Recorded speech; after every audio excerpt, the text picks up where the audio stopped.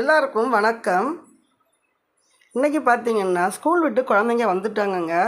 குழந்தைங்களுக்கு ஏதாவது கொடுக்கணும் இல்லையா, கிவி எடுத்து நாம் ஜூஸ் போடலாம் அப்படின்னு பார்த்தேன். பார்க்கும்போது பாருங்கள், என்ன ஒரு இங்கே பாருங்கள், நம்ம பிள்ளைகளும் இதை போய் இது நேற்று இரவு வாங்கிட்டு வந்தது தாங்க.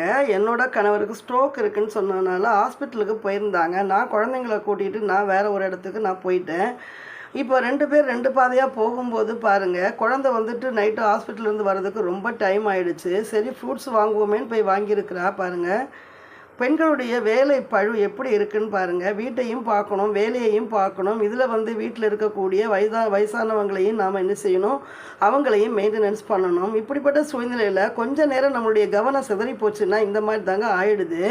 இதை எப்படி நாம் சரி பண்ணுறது? பெண்களுடைய வேலை பழு எப்படியெல்லாம் இருக்குது பார்த்தீங்களா? ஆண்டாண்டு காலம் அழுது புலம்பினாலும் ஆண்டவர் திரும்புவதுண்டோ அப்படின்ன மாதிரி இப்போ இந்த போனது